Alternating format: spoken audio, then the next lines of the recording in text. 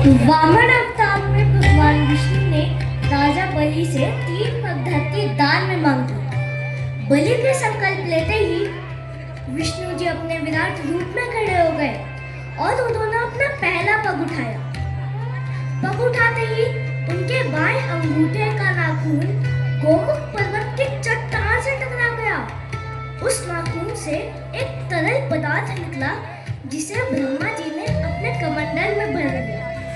ब्रह्मा जी ने विष्णु जी के बाएं अंगूठे को उसी जल से धोया। यही था गंगा अवतरण। इसलिए गंगा विष्णु पदी कहलाती है। गंगा को त्रिपदगा भी कहते हैं। आकाश गंगा, पाताल गंगा और भू गंगा।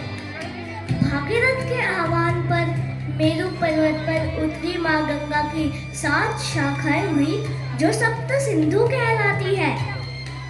हे माननीय एवं पूजनीय दर्शकगणों, आज के इस पावन दिवस पर मैं आप सभी को इस दिव्य यात्रा में चलने का आमंत्रण देता हूँ। जय गंगे, हर हर गंगे।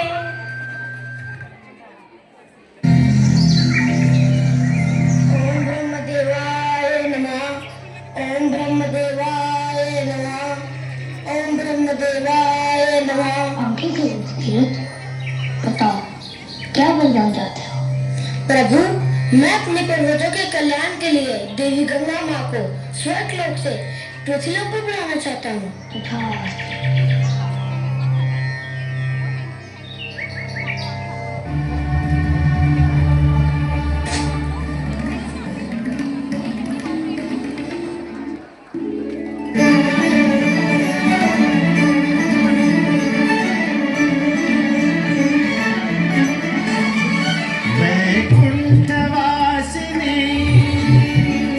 सब पाप नाशिनी, विष्णु चरण कमल बिहारिणी, हे मुक्तिदायिनी, हे पतित पावनी, भव सिंधु ताप शाप तारिणी।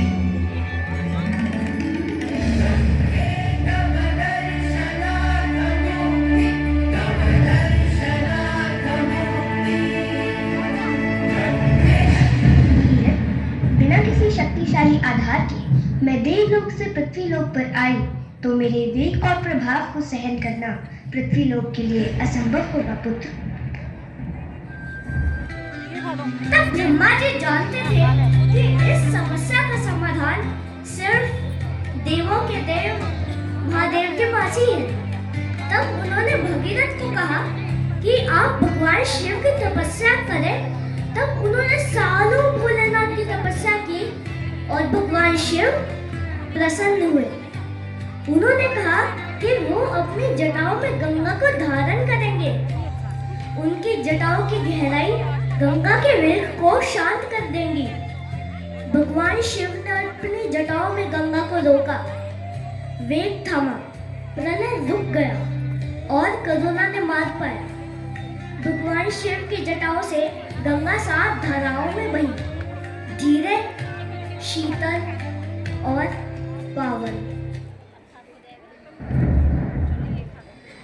ओम नमः शिवाय। ओम नमः शिवाय। ओम नमः शिवाय। ओम नमः शिवाय। ओम नमः शिवाय। ओम नमः शिवाय। ओम नमः शिवाय। ओम नमः शिवाय।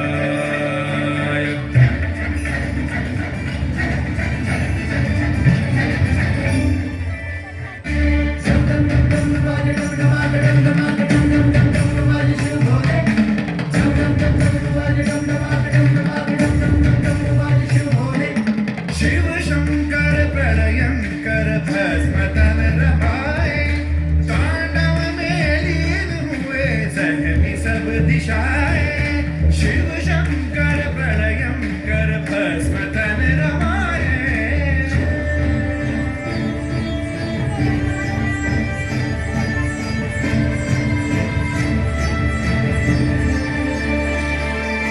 बाघांबर धार उठे खोद कर जटाए, पूजा कौन गंगा का, पूजा कौन गंगा का, वेग रोक पाए। शिव शंकर प्रलयंकर भस्म तन रमाए।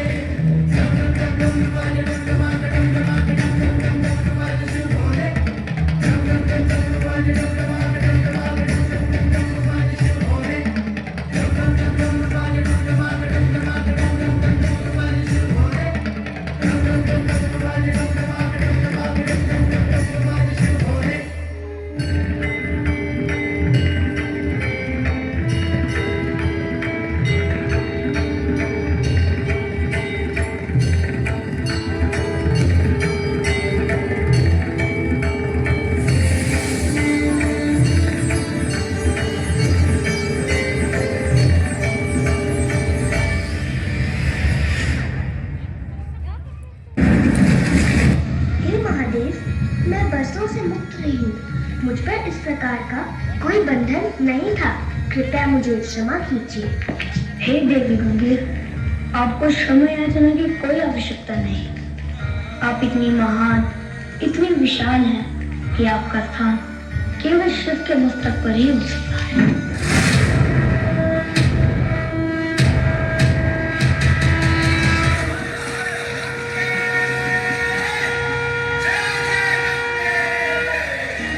नाम में तेरा नाम बड़ा, हर युग में तेरा काम बड़ा।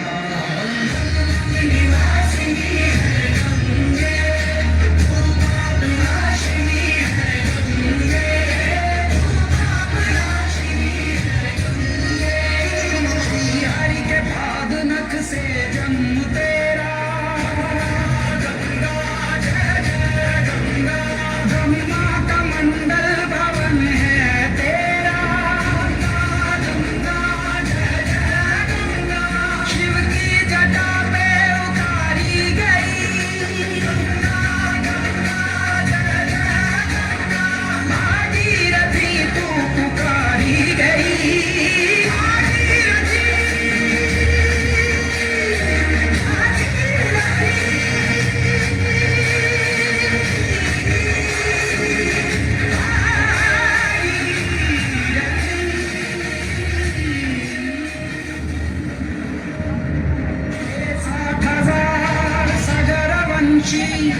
मुनि शाप से उनकी चिता जली।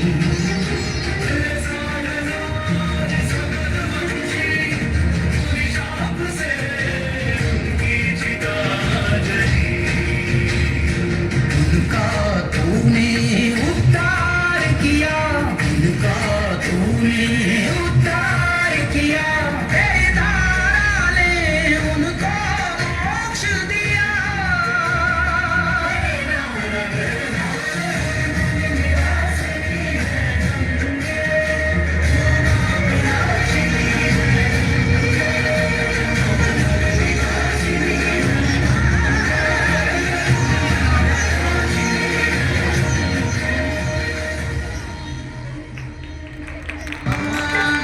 इस प्रकार भगीरथ की तपस्या सफल हुई। सकल पुत्रों को मोक्ष मिला और पृथ्वी को मिली जीवनदायिनी माँ गंगा। माँ का प्यार सिर्फ शब्दों में नहीं, एहसासों में मिलता है और माँ गंगा उसी एहसास की धड़कन है।